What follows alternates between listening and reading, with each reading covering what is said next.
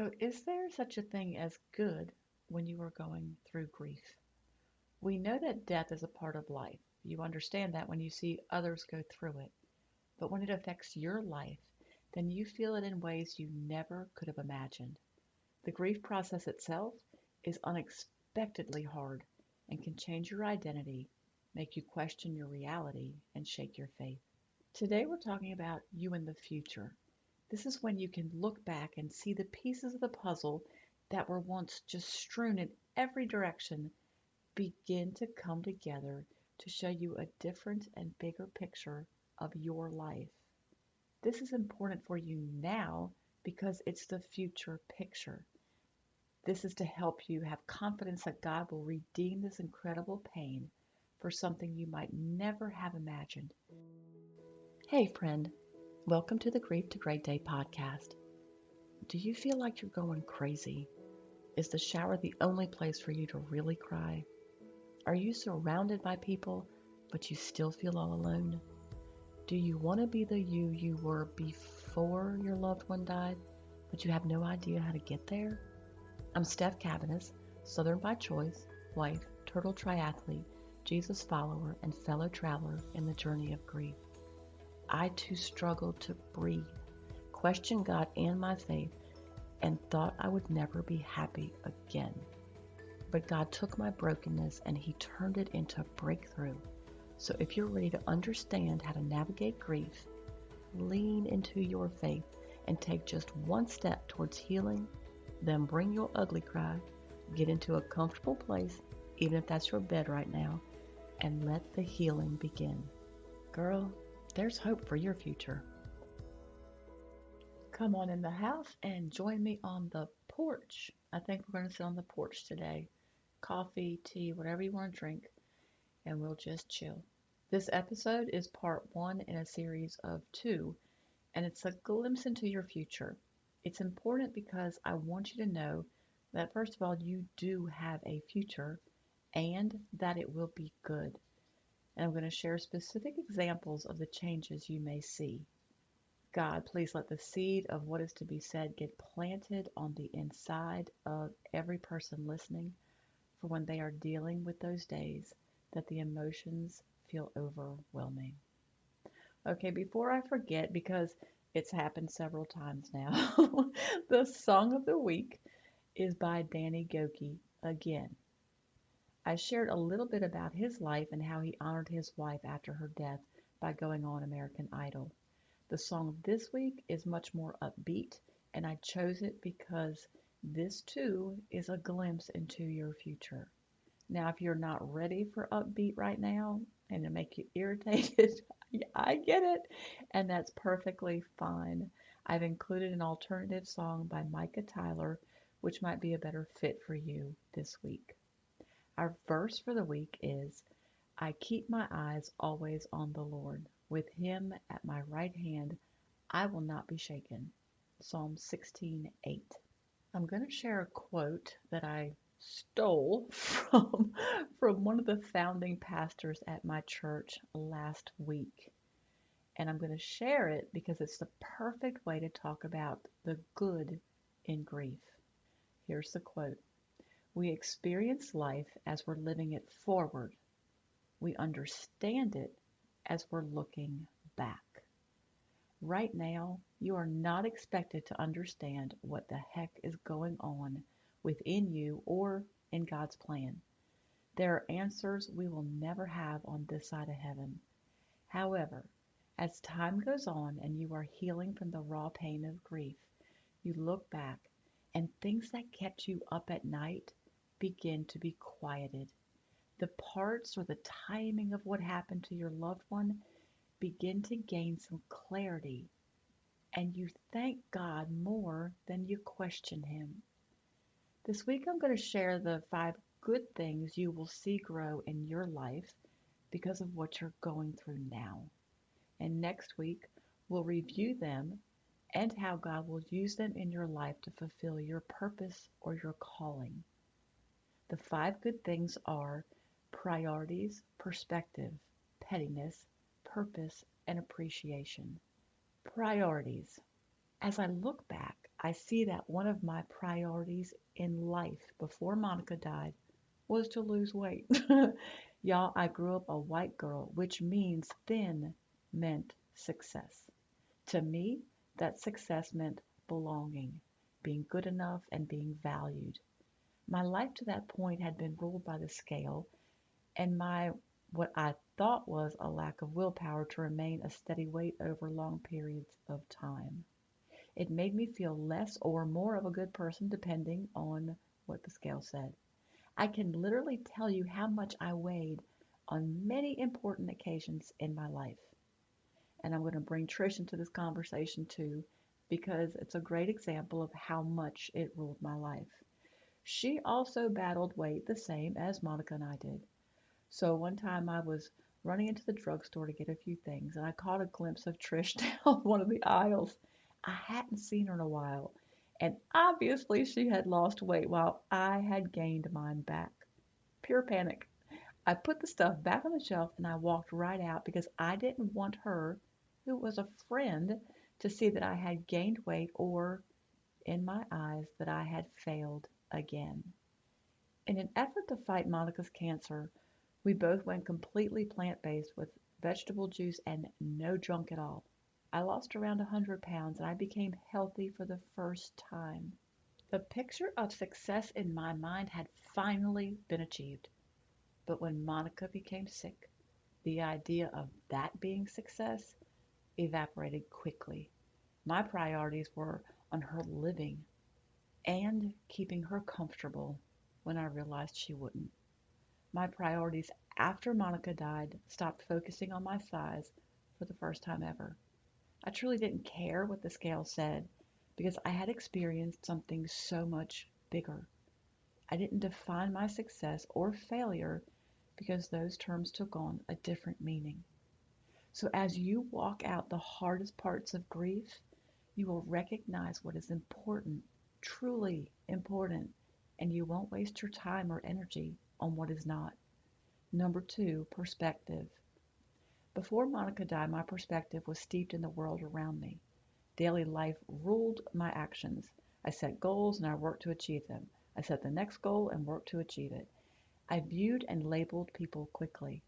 Now, we always helped others, and though the heart behind helping was genuine, I always attached expectations of reciprocation.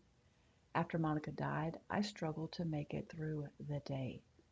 Goals were not large anymore. They were to get out of bed and take a shower. God softened my heart towards others, and I stopped judging others and began helping with no expectations. I saw people in the hospital who were also just trying to get through the day, and I no longer saw them as weak. Along that same vein, I no longer saw myself as weak when I wasn't perfect. Zig Ziglar said, "Duty makes us do things well, but love makes us do them beautifully." During grief, you look to God probably more consistently than you did when life was going well. Because of this, your perspective is higher, and when it's higher, you'll have a little more grace or patience or understanding with others who aren't perfect or who get on your nerves. You can't see it just yet, but the time you are spending with God right now is a beautiful gift. It's helping build your foundation for the future. Number three, pettiness. Or it should be a lack of pettiness. What people think doesn't mean a hill of beans. The sooner in life you get a hold of that, the better off you're going to be. I tried to please others, and I probably still do to a degree, but that will keep you twisted up and tired. After Monica's death and in my grief, I had no energy to please anyone, and I was able to focus on pleasing the only one I should be concerned with, God. Also, no patience to deal with drama. You've seen what is important in life because you've just lost who is important in your life. Arguing over who said what to whom and making fun of what someone is wearing or how their hair looks becomes laughable. The office politics becomes angering. And this change, it speaks to integrity, which is built and revealed when you go through the hardest times in your life. So for you, God is going to strip away the energy wasting superficial relationships in your life because when you go through grief, you outgrow them and you have more focus on what is important. Number 4, His purpose versus your plans.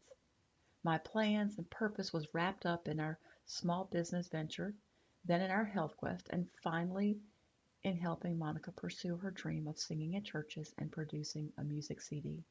The first few had been achieved as we were building her music ministry. Everything was going so well until it wasn't. The role I played in our business, in the health quest, and then in her ministry was safe and comfortable for me. I was the behind the scenes detail person and I was good at it. However, down deep, I knew there was more I was supposed to do. When Monica got sick, my purpose was in taking care of her. After she died, the picture became clearer on the what, but I didn't know the how.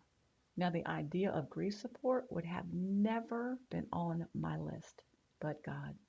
God will call you to things you never saw coming. But once they are here, you're going to look at it and say, yep, that's exactly what I was supposed to do. It's those pieces of the puzzle coming together to form a picture you never could have drawn yourself. And lastly, number 5, appreciation.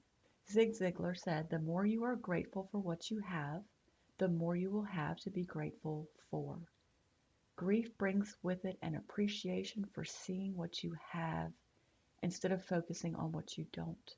You know that there are many others who have it worse than you. We all know this is a fact, but you must grow your gratitude to feel it when life circumstances become hard or unbearable. In our Facebook group, I add a BPOD or the best part of the day post every week for us to be aware of and grow our gratitude. See, Monica was dying with cancer. She became physically unable to move. She was constantly short of breath to the point of being on oxygen. She had pain that only became worse, and yet every evening she would say, "We had a great day, didn't we?" Then she would ask me to write down 1 or 2 things that happened that day that she called the best part of the day. And she would include things as small as a new kind of bird visiting her. See, when you work your gratitude muscle, it's going to grow. And eventually it'll be an important part of your life. It's so much easier to be grateful when things are going well, so we tend to take things for granted. But because you have been through what you have gone through, or are still going through, your gratitude and what God has given you will grow. Then in the moments you want to complain or bicker with someone, that reminder of what you have now is going to shut your mouth, and though you may not love it in the moment, you'll shake your head with acknowledgement of what God has given you. I didn't mean that harshly with shut your mouth, but it has shut my mouth many times and it's pretty powerful. See, grief is an incredible priority setter, a perspective changer, and a purpose builder. These may feel meaningless to you right now because you are hurting and you are walking through so much pain, but that's to be expected.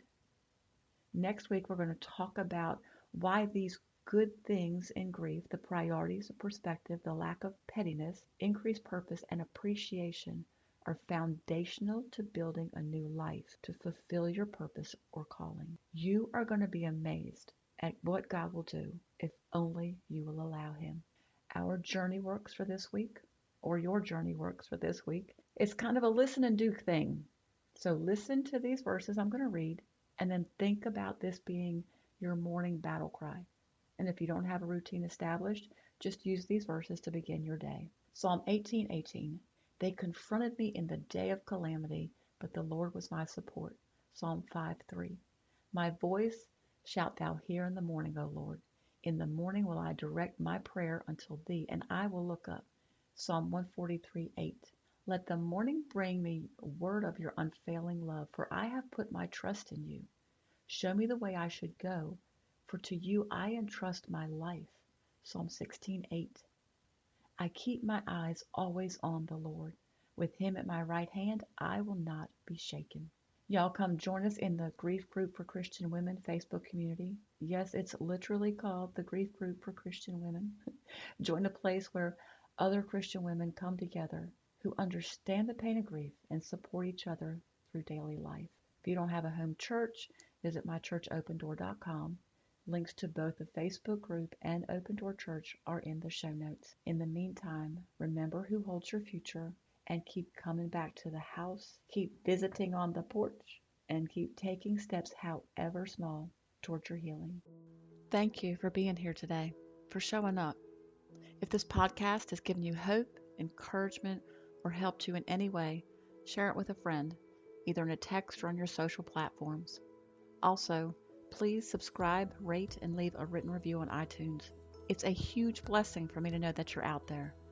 Lastly, and this is important, you are not alone.